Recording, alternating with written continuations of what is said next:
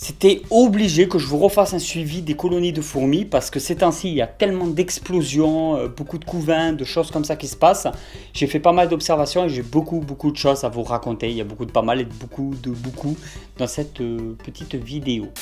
Et salut tout le monde, j'espère vraiment que vous allez bien, moi ça va super. Les Crématogaster scutelaris, comme vous pouvez le voir, le couvain il est tout simplement abusé, il est énorme.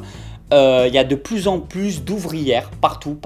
C'est-à-dire que la dernière fois que je vous avais montré les œufs, les nymphes, tout ça, je pense que depuis l'ancienne vidéo, ça y est, la génération est enfin arrivée. Et du coup, je me retrouve avec une explosion, beaucoup plus d'ouvrières que d'habitude. Et la gine s'est remis à pondre progressivement. Au niveau de la nourriture, je pars sur toutes mes colonies exactement pareil. C'est verre de farine ou grillon coupé en petits morceaux parce que je les congèle avant. Et ensuite, au niveau boisson, on va dire ça comme ça, c'est une goutte d'eau tous les jours ou une ou deux gouttes d'eau dans l'aire de chasse chaque jour pour qu'elle puisse s'abreuver parce que j'ai pas laissé en fait d'abreuvoir dans cette aire de chasse parce que j'en avais besoin pour une autre aire de chasse. Je vous raconterai tout ça plus tard. Du coup, en fait, je mets juste quelques gouttes tous les jours pour qu'elle puisse boire, comme ça il n'y a pas de souci. Et après, c'est surtout du liquide sucré, donc eau plus miel. Il y en a certains d'entre vous qui m'avaient demandé, vous pouvez mettre d'autres choses que de l'eau et du miel. Il y en a, ils cassent des œufs, ils mélangent avec du lait, mais oulala, moi je trouve que ça fait trop. C'est juste des fourmis, ne vous inquiétez pas. Quelques petits insectes de temps en temps. Et de l'eau mélangée à du miel suffit largement. L'eau mélangée à du miel, il ne faut pas non plus que ça soit une pâte. C'est-à-dire que moi je mets beaucoup de miel dans l'eau, mais l'eau je la chauffe pour que le miel puisse être bien dilué à l'intérieur de l'eau. Et ensuite j'attends que tout refroidisse nickel et je donne ça à mes fourmis. Toutes les colonies de fourmis en prennent tous les 2 à 3 jours en moyenne. Après ce qu'il faut savoir c'est que pour ça, il faut quand même que l'eau soit le plus liquide possible. Donc évitez d'avoir de l'eau qui ressemble plus à une pâte à cause du miel. Parce que là, ça peut être mauvais pour vos fourmis. Il faut vraiment que ça soit très dilué dans l'eau. Il faut que l'eau reste très liquide. Les Camponotus Fela, alors là, j'ai jamais eu autant de couvains depuis que j'ai cette colonie. J'ai jamais eu autant de cocons. C'est des salles entières remplies de cocons. C'est juste abusé, je trouve. C'est plus qu'impressionnant de voir ça. Et c'est un véritable plaisir de voir que la colonie avance aussi vite. Le nid est de nouveau très sec. Alors je pense que c'était un problème de condensation. Je n'ai pas très bien compris comment elles avaient pu amener de l'eau au nid. Je pense que c'était une différence de température entre l'intérieur du nid qui était peut-être plus chaud que l'extérieur du nid. Ça avait dû créer un genre de condensation parce que je n'ai pas compris. Je n'ai jamais mis d'eau dans la réserve d'eau de ce nid-là. Le nid a toujours été normalement 100% sec. C'est des fourmis qui se retrouvent dans l'aire de chasse comme ça, mais qui sont très peu actifs. Et en fin de compte, dans le nid aussi. C'est une espèce, comme je l'avais déjà dit dans une autre vidéo, qui est pour moi pas trop intéressant au niveau de l'observation. Mais si vous voulez une grosse espèce très jolie et qui demande quasiment rien en entretien, les Camponotus Fela, vraiment, c'est un très bon candidat. Les Messor barbarus, je ne vais pas m'attarder dessus, ça explose littéralement. Il y a toujours la petite gine. Vous vous souvenez qu'au début que j'avais eu ma colonie, il y avait, je ne sais pas si vous vous en rappelez, j'avais fait une vidéo où j'avais montré qu'en fin de compte j'avais une nymphe.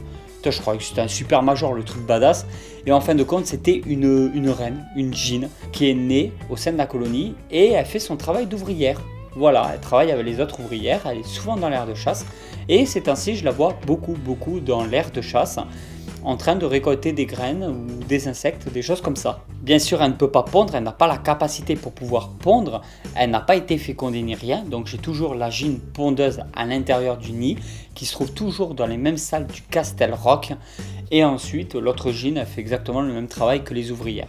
Mais ça, je ne vais pas m'attarder sur les Messor barbarus parce qu'il y aura un gros suivi qui va arriver, beaucoup de changements, une énorme aire de chasse qui va se faire là très vite, très bientôt, probablement dans les prochaines vidéos. Donc ne vous inquiétez pas, il y aura un gros suivi par rapport aux Messor barbarus. Je ne vais pas trop m'attarder sur cette espèce dans cette vidéo. Au niveau des jeunes fondations, j'ai les Camponotus sanctus par exemple qui se développent super bien. Méthode sèche, voilà, c'est un risque que j'ai décidé de prendre moi. Comme je vous l'avais dit dans une ancienne vidéo, je ne vous dis pas forcément de faire comme ça, mais je vais la jouer Camponotus Fela, exactement dans le même système, 100% sec. Pour l'instant, le développement se fait et tout. Par contre, si vous vous amusez à faire ça, forcément derrière, il faut qu'il y ait un abreuvoir dans l'aire de chasse en permanence avec de l'eau, un peu comme les crématogaster scutellaris. Moi, je mets des gouttes d'eau un peu toujours aux crématogaster, elles y vont, elles boivent. Je fais ça 1 à 2 fois par jour, donc je le sais. Et si je pars, je mets un petit capuchon avec un petit coton imbibé d'eau. Mais je fais en sorte qu'il y ait toujours de l'eau dans l'aire de chasse quand il n'y a pas d'eau dans le nid de mes colonies de fourmis. Obligatoirement, les fourmis ont besoin de boire comme tous les êtres vivants. S'il n'y a pas d'eau dans la réserve du nid, pour créer une hygrométrie qu'elles puissent avoir de l'eau, à ce moment-là, il faut mettre de l'eau dans l'aire de chasse dans un genre d'abreuvoir. Et encore, c'est pas toutes les espèces. Il y a des espèces qui vont demander un nid sec, comme les crématogaster scutellaris, elles se développeront beaucoup mieux dans un nid tout sec, mais il leur faut de l'eau dans l'aire de chasse. Par contre, il y a des espèces, les nids secs, ça marche pas. Même si vous avez de l'eau dans l'aire de chasse, si votre nid est sec, elle meurt, comme les Myrmica rubra par exemple.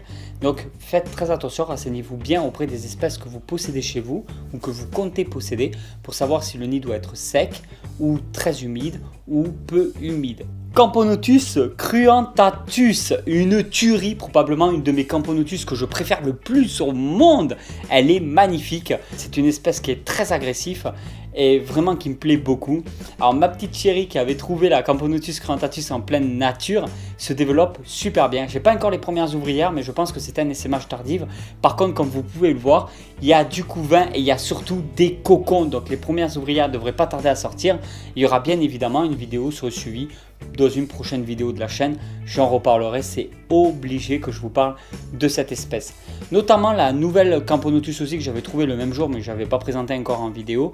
Celle-ci, elle se développe bien. Il y a aussi du couvain, mais j'ai aucune idée de la sous-espèce. Tout ce que je peux vous affirmer, c'est que c'est bien une Camponotus. Après laquelle, ça, j'ai vraiment aucune idée. Vraiment, l'élevage de fourmis, ça me passionne énormément. Et certains d'entre vous qui arrivent sur la chaîne et qui ne connaissent pas encore Tonton Snake et qui regardent juste les vidéos comme ça, ils se disent « Mais à quoi ça sert d'élever des fourmis ?» Souvent, je reçois des messages comme ça de personnes qui me disent « Mais à quoi ça sert? Explique-nous pourquoi tu élèves des fourmis. » Mais je suis incapable de vous répondre, je sais pas, mais c'est quelque chose qui me passionne énormément. Je suis autant passionné par la myrmécologie que par la terrariophilie, ça c'est sûr.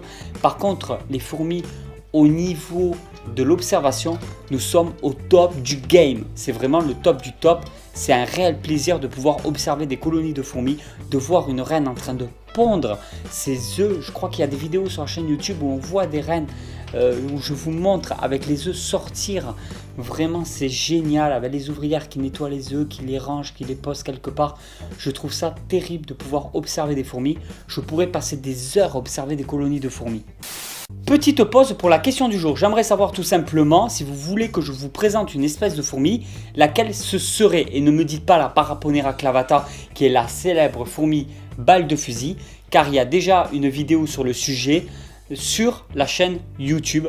Donc dites-moi directement en commentaire si vous connaissez des espèces de fourmis, s'il faut que je ne connais même pas, et que vous voulez que je les présente en vidéo. Peut-être que je pourrais m'attaquer à quelques vidéos de présentation d'espèces. Alors j'ai quelques projets de présentation d'espèces au niveau des fourmis et j'aimerais un peu valider ces projets-là suivant ce que vous allez me marquer en commentaire. Les commentaires, c'est juste en bas de la description. Et de temps en temps, vous pouvez aller dans la description. Il y a quelques liens qui pourraient vous intéresser.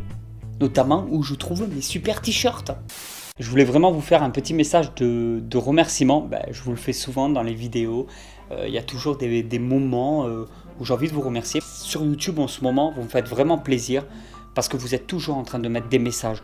Vous êtes toujours en train de soutenir la vidéo. Je demande jamais de likes et vous êtes toujours en train de mettre des likes. J'ai toujours de plus en plus de likes dans mes vidéos.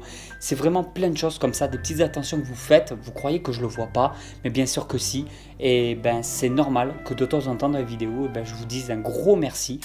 Et voilà tout le monde, j'espère vraiment que cette vidéo vous a plu. Si cette vidéo vous a plu, vous pouvez toujours la partager sur les réseaux sociaux. Je suis surtout sur Instagram et vous avez le lien directement dans la description. Suivez-moi sur Instagram, c'est très important si vous voulez des photos chaque jour de Tonton Snake. Parce qu'il s'en passe des choses quand je tourne pas des vidéos, j'en fais des choses chez moi. Soutenez la vidéo comme bon vous semble. Et moi, je vous remercie une fois de plus. Et je vous dis à très vite pour une nouvelle vidéo. Allez tout le monde, ciao ciao.